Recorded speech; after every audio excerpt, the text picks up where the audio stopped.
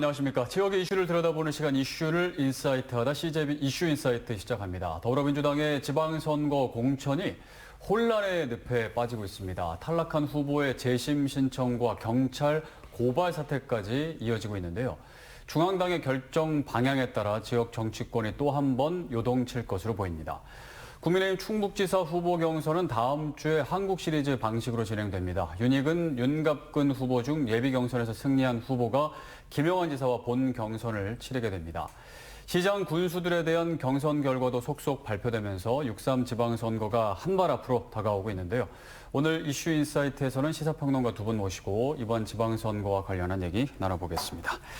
이재표 미디어널 대표, 김원일 청주대 교수 오늘 나오셨습니다. 어서 오십시오. 네, 안녕하세요. 네. 이제 저희가 계속해서 이제 지방선거 관련해서 분석하고 또 전망하고 하고 있는데 이번 주도 또 다양한 이슈들이 터져 나와서 정신이 없을 정도로 아주 이렇게 바쁘게 지나가고 있는 것 같습니다. 지난주에는 제가 다이내믹했다 이렇게 얘기했는데 이번 주에는 스펙타클한 것 같습니다. 네. 대단합니다. 네. 어떤 이슈들이 조금 눈에 띄셨나요? 사실 지난 주말에 결과가 나온 건데요. 네. 이게 아직 끝나지 않고 있습니다. 또 확정이 되고 있는데 더불어민주당의 충북지사 경선에서 신영환 후보가 최종 후보로 결정이 됐거든요. 그런데 이제 노영민 예비후보가 여기에 대해서 재심을 요청했고 또 국회에 가서 내가 왜 재심하는지에 대한 주장을 했는데 네. 이 이제 배경에는 신용환 캠프 내부 고발자의 고발이 경찰에까지 간 고발 사건이 있습니다. 그래서 이제 그 내용이 그대로 사실로 인정된다라고 한다면 정치자금법 위반에 해당되는 그런 내용들이거든요. 물론 이제 캠프에서는 강력히 부인을 하고 있는 상황인데 네. 여기에 대해서 이제 당이 어떤 판단을 할 것인가.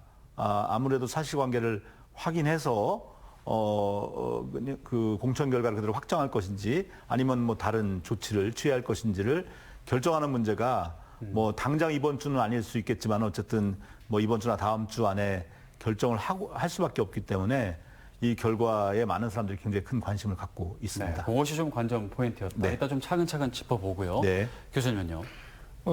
지난주에 우리 이런 얘기를 했었습니다. 과연 노영민, 신영환 후보 중에 누가 이제 최종 후보가 될 것이냐. 네. 그때 예시를 들었던 게 김동연 지사의 경기도 지사 선거에서의 새바람, 그다음에 노무현 대통령이 이제 이인재 후보와의 새바람, 그리고 제일 흥미롭게 했었던 것이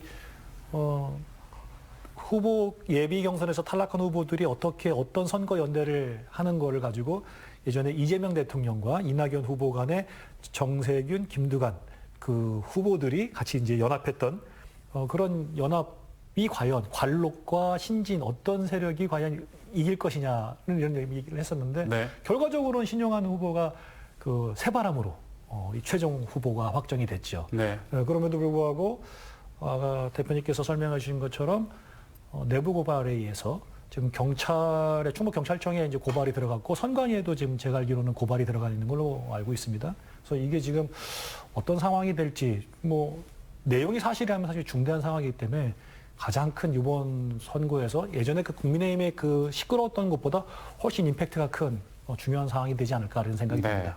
두 분 다 이제 민주당에 대한 얘기, 또 신영환 후보를 중심으로 한 여러 가지 논란들에 대한 말씀을 해주셨기 때문에 민주당 얘기부터 좀 해보겠습니다. 네.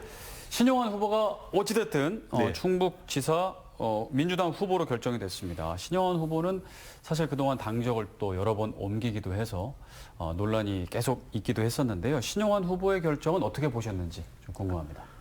신영환 후보가 정치를 시작한 게 2016년이거든요. 네. 그러니까 이제 딱 10년이 됐습니다. 그동안 물론 말씀하신 대로 당을 굉장히 많이 옮겼는데 사실은 출마를 실제 출마까지 이른 건 딱 한 번이에요. 바른미래당으로 도지사 출마 한번 했던 것이고 나머지는 이 후보 자격을 얻지 못한 기간들이었다는 거죠. 선택을 받지 못했던 거예요. 그런데 이제 지금은 제일 여당의 어떤 후보가 됐다라는 건 이제 굉장히 정치적 성과라고 이제 볼 수가 있는데 네. 이런 배경에는 사실 민주당이 김대중 대통령 집권이 50년 만에 집권이거든요. 그때까지는 굉장히 민주당 상황이 어려웠었고 특히 충북에서의 민주당 지지가 제가 기자 생활을 하는 동안에도 굉장히 사실 미미했었거든요. 네.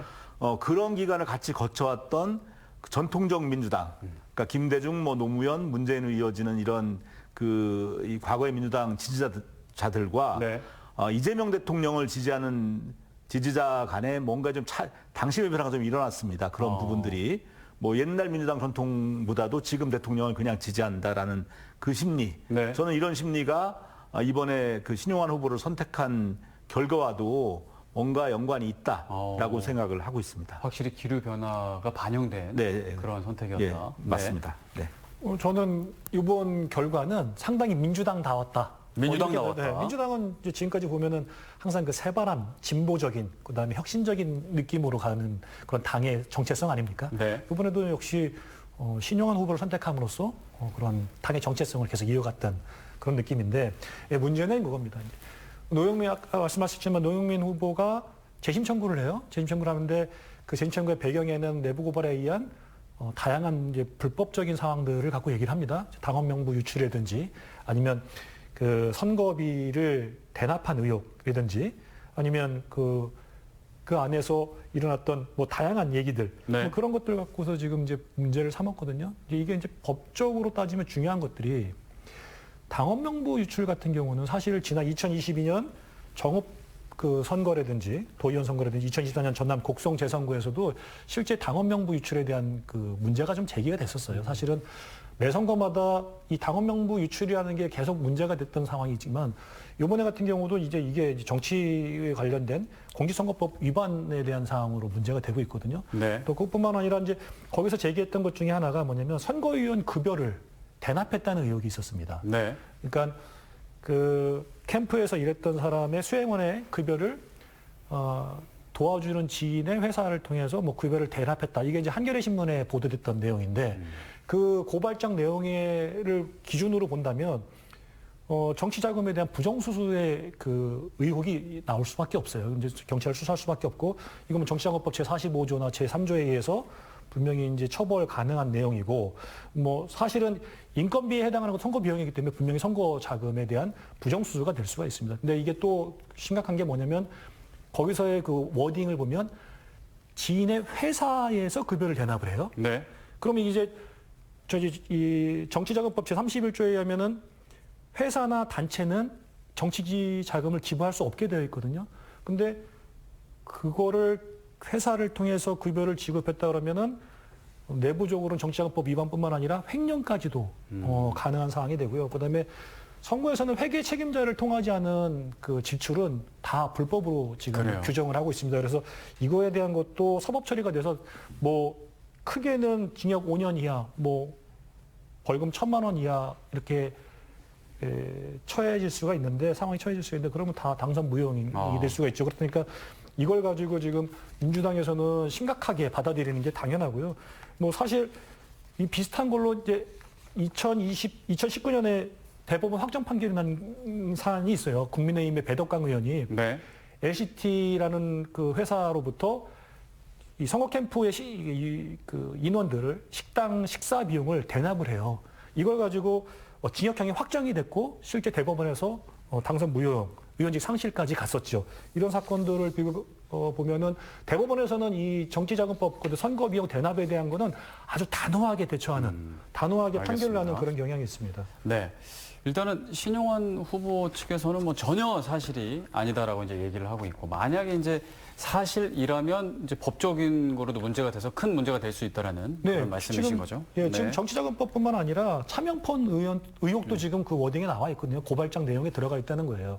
차명폰 의혹 같은 경우는 차명폰 자체를 선거법에서 이렇게 규정하는 단어는 없어요. 네. 단어는 없는데 뭐가 문제가 되냐면 성명 등의 허위 표시라는 게 있어요. 그러니까 선거법에는 공직선거법 제253조에 보면은 진실에 반하는 성명의 표기. 그러니까 실제 그 폰이 누구 거고 어떤 목적으로 사용하고 만약에 다른 사람 이름이 아니라 본인의 이름이라도 선거에 대한 정확한 진실을 그대로 보여주느냐 아느냐 갖고 유무죄의 이 판결을 내리게 되고 있고요. 또 노영민 후보가 얘기하는 주장하는 것 중에 하나가 결국은 당원들을 그 차명폰이 됐든 무엇이 됐든 간에 그 내용을 갖고 경선을 독려하는 과정이라면 이것은 여론조사 결과를 왜곡하는 그런 내용으로 이어질 수가 있다. 그래서 공직선거법 제8조, 108조 제11항을 갖고서 이제 네, 문제 제기를 하는 알겠습니다. 거거든요. 사실이라면 확실히 문제가 될 수 있다. 사실이라면 네네, 경찰 조사 알겠습니다. 관계에서 사실이랑 굉장히 큰 일단은 문제가 지금 됩니다. 예. 논란 신영원 후보를 둘러싼 논란을 지금 얘기해 주셨기 때문에 그쪽으로 한번 얘기를 옮겨 보겠습니다. 예. 이제 뭐 어제 노영민 후보가 불공정 경선이다라고 네. 이제 주장을 하면서 네. 중앙당에 이제 재심을 요구하면서 기자회견을 통해서 이제 이런 내용을 또 얘기했고 또 이제 내부 고발자가 또 경찰에 고발한 사건까지도 지금 말씀해 주셨는데 이 부분, 이 내용 좀 어떻게 좀 판단하고 계십니까? 일단 그 노영민 예비후보가 얘기했던 게 네. 2차 당원 명부 유출이라는 표현을 썼거든요. 네. 그러니까 지난번에 그 도당위원장이 사퇴하는 사태까지 갔던 2월 초에와는 다른 형태라는 거예요. 네. 그게 이제 뭐냐면은 제가 이제 이걸 제가 지난주 내내 취재를 했었는데 당원 명부에 대한 부분을 네네. 그 당원 명부를 순도 100%의 당원 명부를 빼오는 거는 사실상 불가능합니다. 지금 시스템상. 네. 근데 그건 언제만 가능하냐면 대통령 선거 때만 당원 명부를 중앙당에서 다운로드 받을 수 있게 해주거든요. 네. 그러니까 그 명부가 민주당의 경우에 한 2만 명 정도예요. 충북의 경우에. 네. 2만 명인 당원이 지방선거 때가 되면 이 당원 수가 5만 명 이상으로 늘어납니다. 왜냐하면 이제 공천제도가 바뀌어서 그 국민의힘은 책임당원, 민주당은 권리당원이라고 해서 당비를 오랜 기간, 뭐 적어도 6개월 이상 낸 사람, 이 경선 시점부터 6개월 이전 기준으로 해서, 그러니까 1년 정도는 준비를 한 당원들만 투표를 할 수가 있는 거거든요. 네.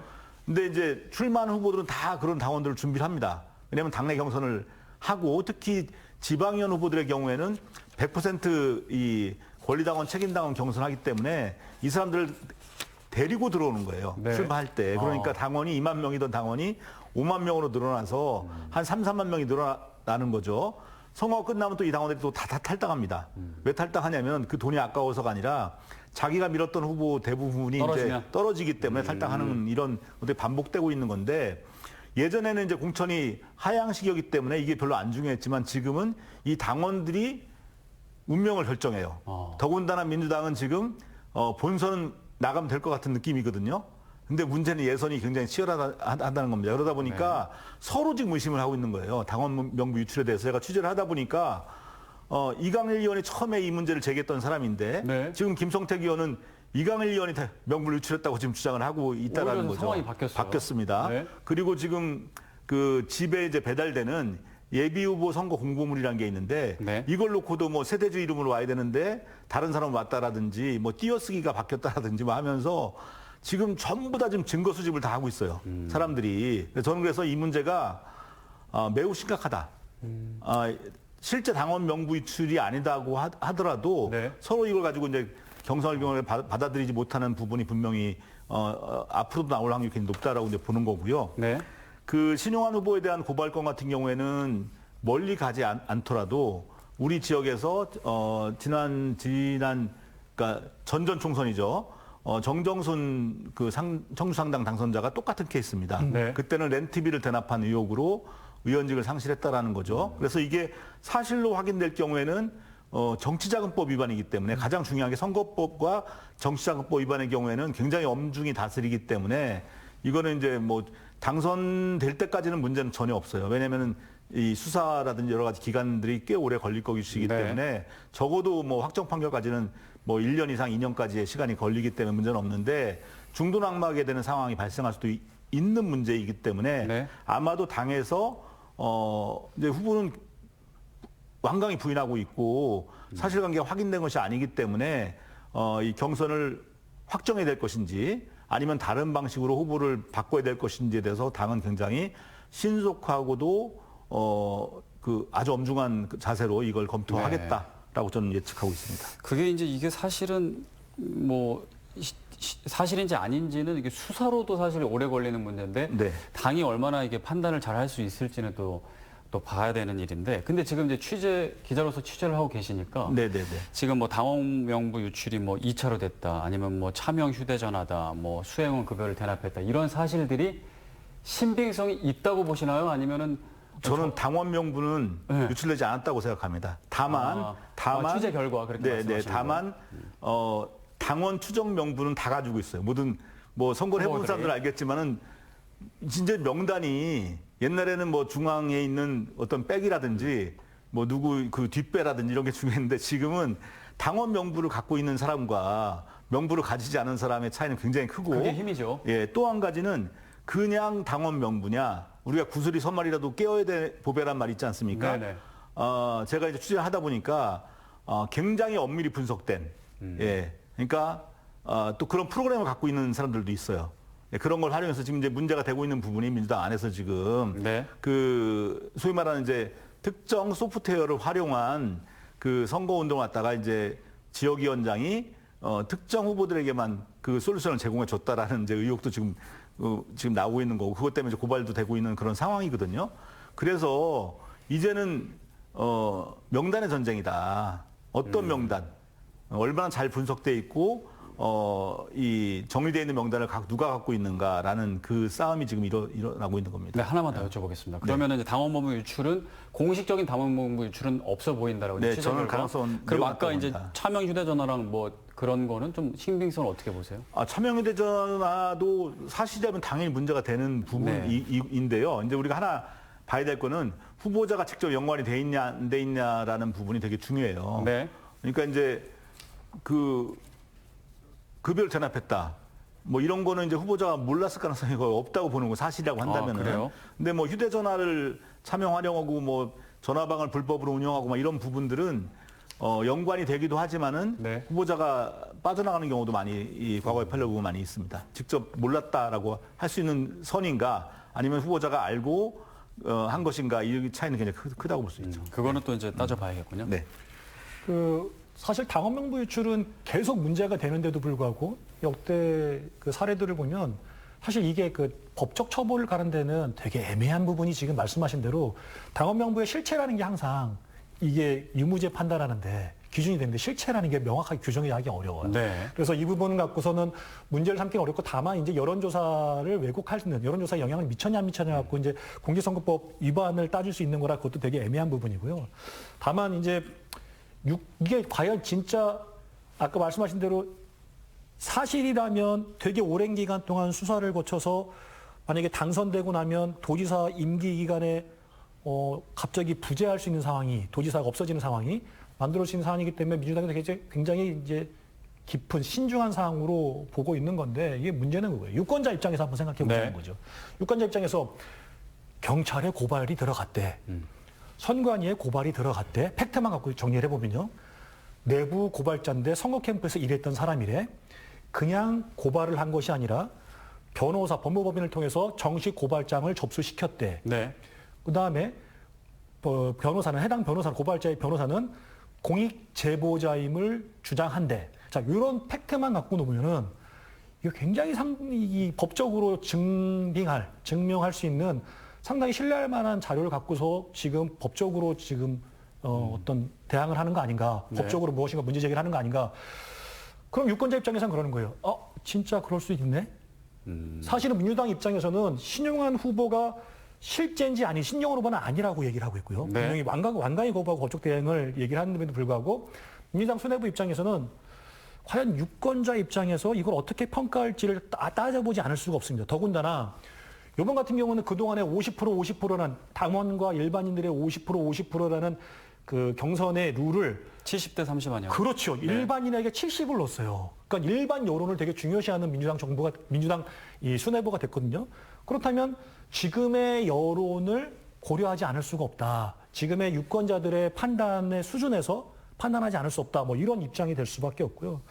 그다음에 알겠습니다. 예. 자, 그러면 요 질문 하나 드리고 이제 다음으로 좀 넘어가겠습니다. 그러면 가장 궁금한 건 노영민 후보의 재심이 받아들여질 것인지 그렇게 되면은 혹시나 경선이 다시 일어날 가능성은 있는지입니다. 그거에 대한 좀 한번 예상 좀. 경선이 다시 일어날 가능성은 저는 0%라고 보고요. 0%다. 네. 노영민 예비후보의 경우에도 물론 이제 공식적으로 얘기를 하지 않았지만은 제가 파악한 바로는 설사 문제가 있다라고 하더라도 본인이 출마하는 일은 없을 것이다라는 걸 전제로 재심을 청구했다라고 이제 주변 지인들에게 이야기한 것으로 그래요? 알려져 있고요. 출마를 안 한다는 전제로. 네. 네. 네. 그리고 민주당의 입장으로 볼 때도 이미 사고당이라는 거는 충북도내 사고당이거든요. 네.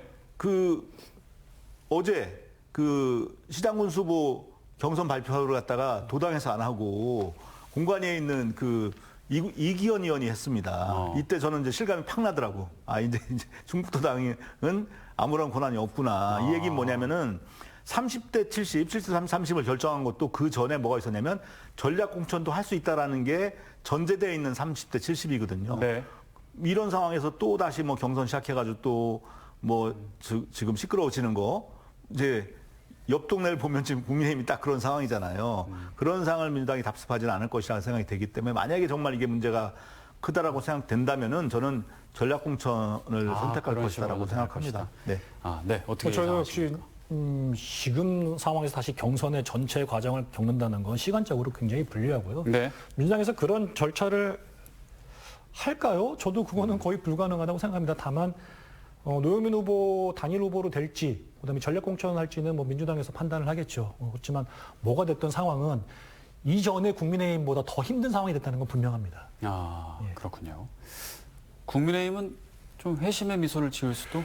지금 이게 옆집 불이 저희 우리 집한테는 뭐 기회가 될 수 있는 어떤 상황이 네. 뭐 이렇게 돼버린 건데 지금 김영한 지사의 공천파동 컷오프 사태 때문에 굉장히 큰 내용을 겪었지 않습니까? 근데 네. 지금 더 큰 이슈가 벌어진 거예요.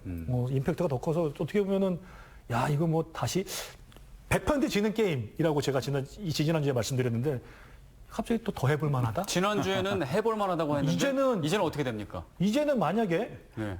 전략적으로 이 기회를 국민의힘이 잘 살릴 수만 있다면 이거 이기는 선거가 될 수도 있어요. 거기까지 올라간다. 예. 다음 왜냐하면 주 또 어떻게 될지 모르겠네요. 다음 주 또 어떻게 될지. 이게 신영환 후보와 노영민 후보의 재심 청구와 이 불법 선거에 대한 부분이 너무 큰 사건이 돼버려가지고 상황은 또 바뀌었습니다. 구도 어떻게 보십니까? 저는 그렇게 보지 않는 이유를 말씀드려요. 네. 네. 지금 여기 매주 올라가고 있습니다. 민주당에는 사법 리스크가 될 수도 있고 안 될 수도 있는 뭔가가 이제 발생한 건 분명해요. 네. 결코 가볍지 않은 건 맞습니다. 그런데 이제 김영환 지사의 경우에 사실 지난번에 구속영장 청구가 기각됐으나 기소가 안 되는 건 아니에요. 제가 볼 때 기소 확률이 매우 높습니다. 그렇기 때문에 이제 기소가 이루어질 것이고 재판 진행될 것이고 뭐 청주시장의 경우에도 중대재해처벌법 위반으로 기소가 돼서 재판이 지금 진행 중인 상황이기 때문에 국민의힘의 양대 현역은 사법 리스크가 이미 상수로 존재하고 있는 사법 리스크를 안고 있다는 겁니다. 이런 부분들이 있고 또 이정현 전 공관위원장이 지난번에 얘기했지만 진짜 불 지르고 도망갔는데 거기에 또 온 박덕흠 위원장의 경우에도 당일날 그냥 결정을 후다닥 해버렸거든요. 바로 하더라고요. 예, 이런 부분들이 저는 뭐 매우 신중치 못했다라는 생각을 하는 거예요. 그래서 네. 반발할 수 있는 걸 만들어 준 거예요. 그것도 이제 방식을 뭐 한국 시리즈라는 표현도 전 좀 잘 와닿지 않는데 네. 체육인들의 입장에서는 좀 기분 나쁜 거 아닙니까? 한국 시리즈를 갖다 여기다 들이댄다는 게 사실 한국 시리즈는 그 안에 뭐 준 플레이오프 해가지고 가는 건데 이거는 이제 현역한테 한 번 더 유리한 조건을 주기 위해서 만든 거에다가 굳이 한국 시리즈라는 이름을 붙이는 것도 저는 야구 팬들은 싫어할 것 같아요. 근데 한국 시리즈 방식이 어쨌든 현역한테 한 번 더 기회를 준다는 건데 현역이 더 유리한 거예요? 지금 그 한국 시리즈 방식. 그러니까 토너먼트가 아니라 리그전에서 우승한 팀은 기다리고 있고 네. 등수별로 하이 팀들은 계속 경쟁해서 올라와라. 체력 소모하고 마지막에 챔피언하고 이제 제대로 진짜 챔피언을 결정해라 뭐 이런 방식이니까 결국 현역 지사나 현역 시장이 유리한 건 맞고요. 지금의 이 상황은 전체적으로 봤을 때 국민의힘 전체적으로 봤을 때 도지사나 시장 선거 전체적으로 봤을 때 무조건 현역이 유리해요. 그래요. 시끄러우면 시끄러울수록 현역이 유리할 수밖에 없고 왜냐하면 네거티브 공방으로 갈 경우에는 주자들은 더 강력하게 그러니까 도전주자들은 더 강력하게 뭔가 거칠게 나설 수밖에 없고 방어하는 입장에서는 그냥 느긋하게 기다리기만 해도 되거든요. 그러니까 더 몸다른 쪽들의 더 무리한 상황을 전제하기 때문에 이건 현역들이 무조건 유리할 수밖에 없는 네, 상황입니다. 알겠습니다. 예. 도지사 이슈가 워낙 또 강력하다 보니까 저희가 이제 사실 기초단체에 대한 얘기를 좀 해야 되는데 그 이제 어제 민주당 청주시장 후보 경선이 이제 진행돼서 이제 여러 그 시군의 이제 경선 후보자들이 발표되는데 청주시장 후보는 이장섭 후보, 박안희 후보가 이제 다음 주에 결선으로 가게 됐습니다. 이건 좀 어떻게 보셨는지 한 말씀씩 듣고 국민의힘 얘기 좀 해볼까요? 이건 뭐 그냥 예상했던 대로. 예상했던 대로. 크게 이변이 없었다. 크게 없었다라고 생각이 되고요. 뭐 다른 후보들도 크게 반발할 이유도 없다라고 생각을 하고 6명이나 나왔잖아요. 사실 이 중에는 이제 아마 그 정치에 관심 있는 사람들도 이분이 누구지라고 생각하는 분들이 사실 있었고 네. 제가 이제 뭐 그 개인적으로 같이 대담을 해보니까 네네. 사실 이번 선거보다는 다른 선거를 하기 위해서 네. 이름 알리러 나온 분도 있어요. 그 그렇기 이야기를 하나요? 느낌상? 아니요. 사실 뭐 들으면 알거든요. 네. 예, 그렇게 대놓고 얘기 안 해도 아니 네네. 그런 뉘앙스로 얘기를 해요. 본인도 예, 알아들을 수 있습니다. 아, 그래요? 네. 네. 그렇기 때문에 소개의 목적은 다 달성했다. 많이 알렸다. 네, 그렇게 생각하고 물론 이제 이 두 사람의 경쟁은 신용환, 노영민 예비후보 경쟁 못지않게 그 비슷한 구도를 갖고 있는 거라서 저는 굉장히 이 한 주가 뜨거울 것이다 그렇게 생각하고 있습니다. 네. 네, 저도 뭐 비슷한 겁니다. 지지난주에 말씀을 드린 적이 있습니다. 제일 많이 노출되고 제일 많이 때 되면 나오시는 분들이 결국 될 거다. 결국은 그렇게 이장섭, 박안희 청주시의원이 최종 후보로 확정이 됐죠. 네. 근데 여기서 이제 포인트가 관전 포인트는 크게 두 가지 정도를 볼 수가 있는데요. 뭐냐면 그 이장섭 후보는 노영민 후보의 보좌관 출신이죠. 그래서 이 두 사람은 시장 그 도지사의 런닝메이트가 이미 성립이 된 상태고요. 박안희 후보는 계속 그 선거 내내 그 신용환 후보하고 공동으로 기자회견을 해서 공약 연대를 구성하고 있습니다. 그러니까 마치 노영민, 신용환 라인과 네. 노영민, 이장섭 라인과 신용환, 박안희 라인이 이렇게 런닝메이트로서 대립하는 그런 어떤 대결 구도가 성립이 됐다는 포인트. 그다음에 이제 두 번째로 볼 게 뭐냐면 사실 서민석 후보의 탈락이 되게 이슈예요. 네. 왜냐하면 이번에 뭐 대장동 사건 관련해서 이재명 대통령 변호인으로서 이재명 쪽 대통령이 아니라 이제 이화영 부지사 쪽 변호인으로서 여러 가지 폭로전을 했지 않습니까? 근데 이제 네. 이게 민주당의 예전에 후보들이 이런 비슷한 것들이 있었는데 그 중앙당에서의 굵직한 사건을 폭로함으로써 지역에서의 정치적 그 자신의 위치를 가져갈 수 있다는 전략이 실패한 케이스죠.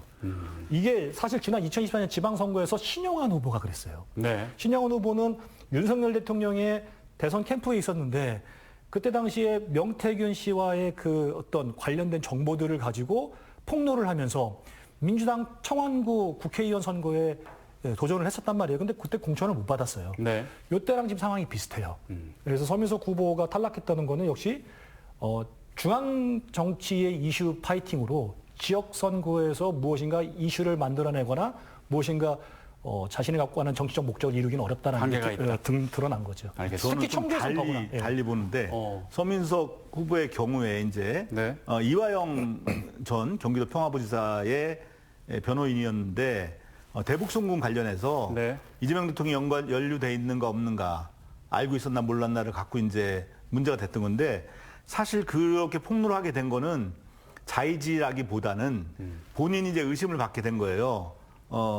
이화영 부지사의 변호를 하다가 이화영 부지사의 부인 측으로부터 그 검찰과 뭔가 협잡하고 있다라는 그런 이제 의혹 때문에 변호사를 해임하려고 하니까 본인이 먼저 사임계를 낸 거거든요. 네. 그러니까 이제 그게 이제 경선에서 다른 후보들에 의해서 공격 받을 수 있다라는 판단을 해서 방어 기제에 의해서 저는 그걸 이제 폭로했다라고 이제 보는 거고 실제로 이제 그런 평가를 받고 있는 거죠. 네. 그래서 이제 본인은 좀 억울하다는 이제 입장을 얘기하는 거고 이제 검찰이 그렇게 한 걸 자기 이제 막았다는 입장을 이제 얘기하는 쪽으로 한 거다.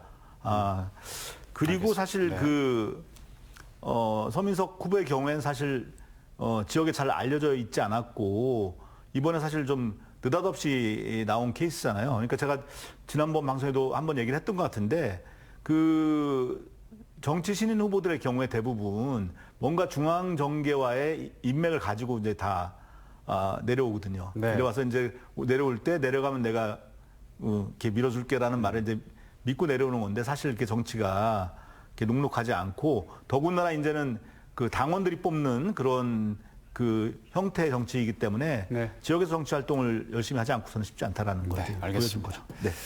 자, 이제 뭐 어쨌든 이장석 후보, 박한희 후보가 이제 다음 주에 결선을 이제 해서 또 결정될 것 같은데 또 한번 지켜보고요. 이제 국민의힘 얘기 좀 해보죠.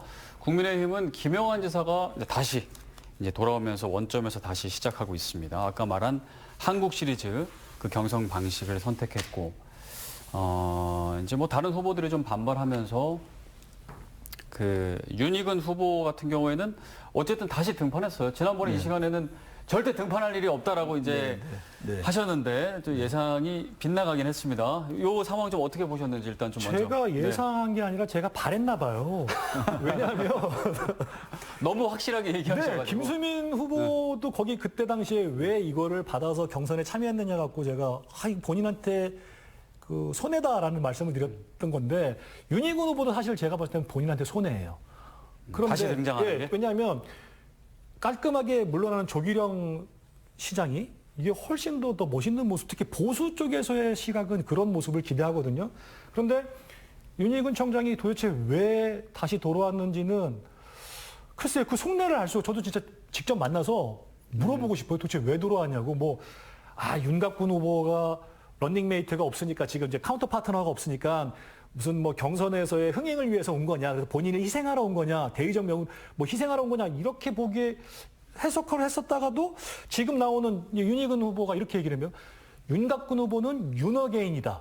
이런 식으로 얘기하거든요. 그럼 이건 공격하는 거예요. 그러면 대승적 차원에서 내가 희생 플레이를 한다고 하는 어떤 경선의 흥행 파트너로 나온 건 아니고 목적을 위해서 나오거든요. 네. 왜 이러시죠? 그 본인한테 굉장히 큰 마이너스고 보수 쪽에서는 이게 만약에 민주당 후보면은 이게 괜찮아요.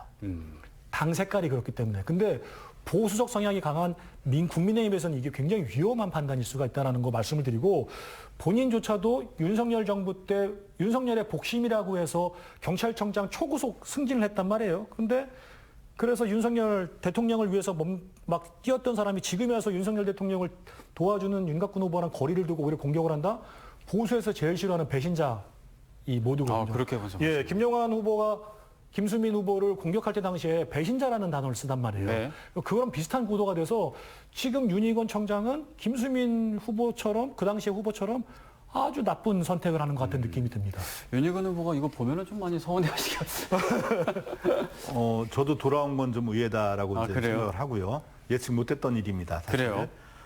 그런데 이제 지금 윤곽근 후보의 경우는 지금 모두 각이라고 있어요.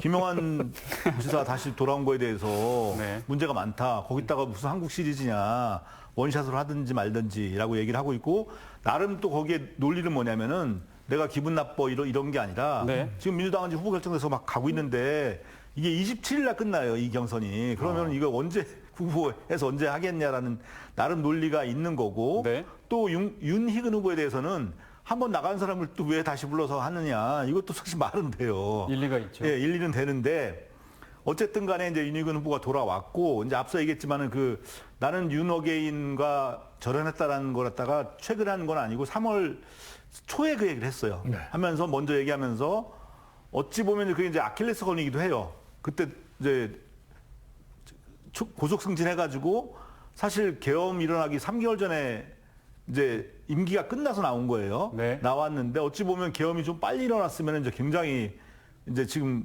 곤란한 상황에 놓였을 거라는 거죠. 근데 이제 어쨌든 본인 스스로 분명히 나는 절연했고 다른 후보들도 여기에 대해서 입장을 밝히는 게 국민에 대한 예의다라는 얘기를 했다라는 거죠. 이런 측면에서 윤곽근 후보와 윤희근 후보는 이름도 비슷하고 고향도 같지만은 이번 선거에서 완전히 정반대 입장에서 이제 그렇죠. 있다라는 거죠. 그래서 이 두 사람은 분명히 이제 저도 궁금해요. 과연 그 국민의힘의 어떤 당심이 어떤 선택을 할 것인가 매우 궁금하고 이 두 사람이 이제 뭐 대개는 뭐 한 사람이 지게 되면 이제 뭐 현역인 지사와에 맞서서 같이 뭐 연대라거나 뭐 이렇게 할 수도 있는데 그럴 가능성도 전혀 없는 그런 뭐 대결이 되지 않을까 하는 생각이 그건 이제 듭니다. 다음 주에 이제 예비 경선이 예. 펼쳐질 것 같습니다. 네.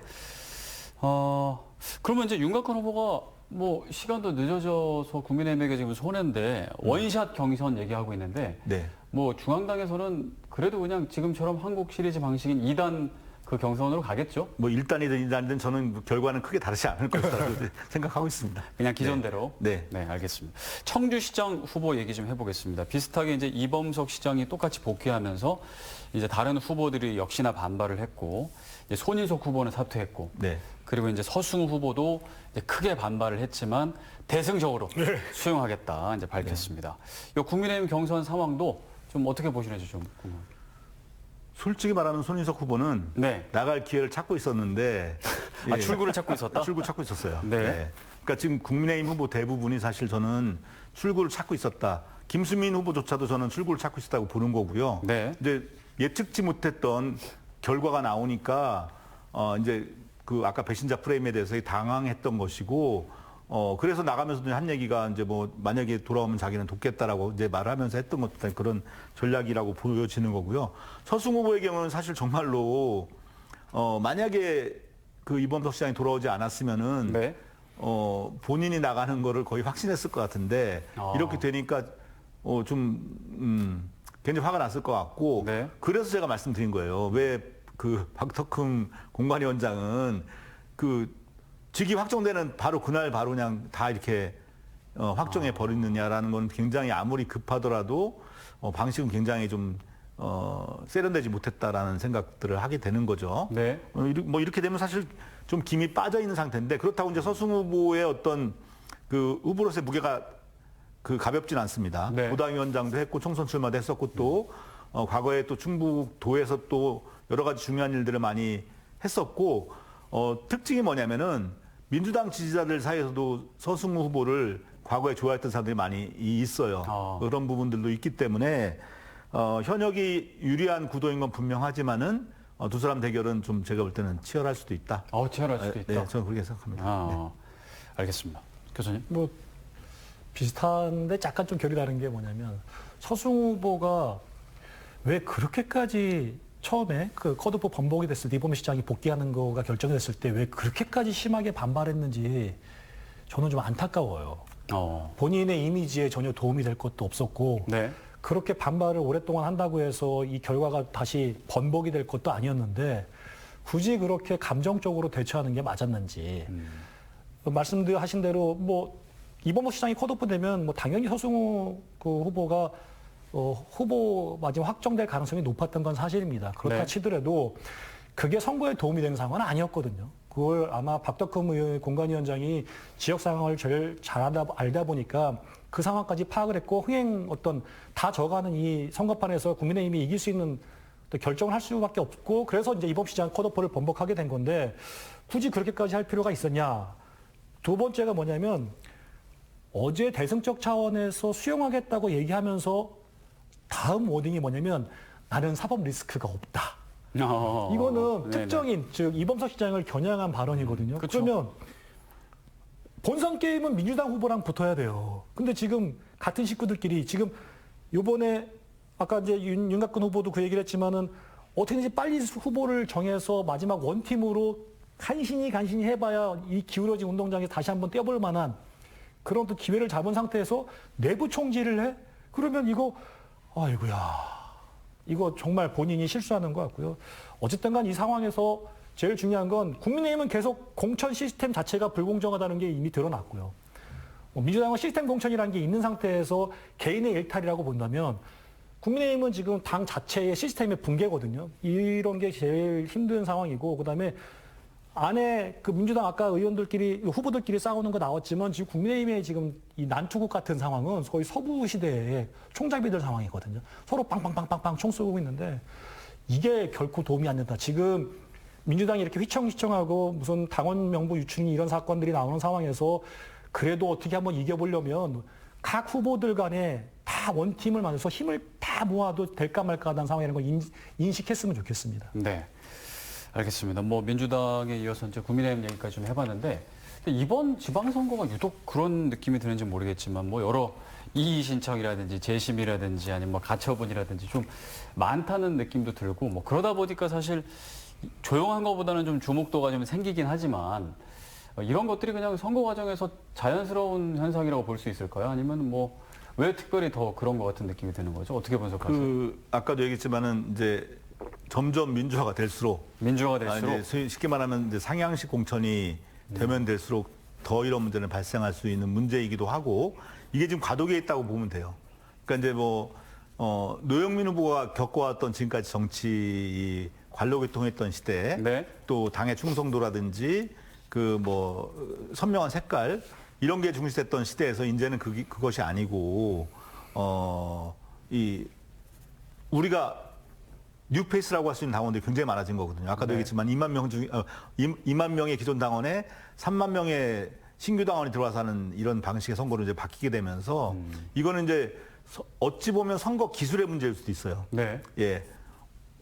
소위 말하면 이제 어떻게 하면 더 빨리 전화를 걸 수 있고 그래서 이제 앱도 나오는 거잖아요. 전화를 자동으로 걸어주고 그다음에 이제 통화한 내용을 갖고 버튼 하나 누르면은 성향 분석이 4단계로 돼가지고 다 정리가 되고 거기에 맞는 문자가 가고 하는 이런 시스템으로 바뀐 거예요. AI가 접목이 돼 있네요. 네, 그렇죠. 뭐 AI까지도 아니고 사실 이렇게 엄청난 기술이 아님에도 불구하고 네. 이런 기술들이 이제 들어와 있고 지금 AI 말씀하셨지만 이제 앞으로 이런 부분이 더 많이 이제 되겠죠. 어디에다가 전화를 하면은 효과가 있다 뭐 이런 것들이 이제 다 나와서 분석이 되고 이미 미국에서는 오바마 선거 때부터 이걸 다 분석해서 선거를 한 거잖아요. 네. 이런 선거와 과거 방식의 선거의 차이 이걸 적응 못하는 사람들은 이 결과에 대해서 도저히 이해할 수가 없는 데서 오는 이런 괴리 전 이런 것도 있다라고 봐요. 이게 가장 극명하게 드러난 것이 이번 선거다라고 이제 보고 그럼 있습니다. 앞으로는 더 계속 이렇게 심해질 아니, 저는 앞으로는 이거에 적응하게 되면서 이제 적응하면? 선거 방식이 이렇게 바뀔 수도 있겠죠. 지금 과도기다. 네. 저도 비슷한 생각이지만 좀 다르게 설명을 드릴게요. 사실 이런 그 고소고발장 같은 과정, 공천 갈등 같은 과정은 다른 지역에서는 많이 있어 왔습니다. 네. 이제 충북 지역이 유독 이번 선거에 유독 심하게 나타난 경우, 그래서 뭐 전국 선거, 지방선거에서 제일 흥행하고 있는 이제 이 흥행을 동전의 양면성 같은 건데 흥행이라는 거는 그동안 지방선거의 한계점이면 깜깜이 선거라고 했지 않습니까? 유권자들이 도대체 후보의 일면을 못 보고 있다는 거. 그래서 정말 제대로 된 선거를 치르고 후보를 찾아내지 못한다는 그런 아킬레스도 있었고 반면에 흥행으로서 이렇게 네거티브한 상황이 발생을 하고 이런 것들이 다 이제 지금 일어나는 현실이고요. 중요한 건 정치가 자꾸 정치라는 게 이거예요.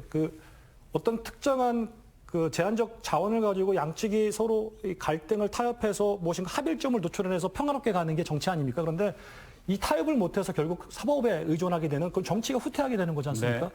이런 정치 후퇴의 모습을 보여주는 것이기도 하지만 만약에 지금 이 상황을 슬기롭게 잘 극복해서 우리가 충청북도가 수준 높은 정치로 도약할 수 있는 계기를 마련한 건 분명히 맞아요. 그러니까 지금 상황에서 우리가 어떻게 좀 더 미래를 위해서 바른 정치 문화를 만들어갈 것인지, 선거 문화를 만들어갈 것인지가 가장 중요한 대목이라고 생각을 합니다. 네. 알겠습니다. 오늘 말씀 여기까지 좀 들어보겠습니다. 지금까지 이재표 미디어널 대표, 김원일 청주대 교수와 함께했습니다. 오늘 말씀 감사드립니다. 네, 감사합니다. 네, 이슈 인사이트 여기서 모두 마칩니다. 함께해 주신 여러분 고맙습니다.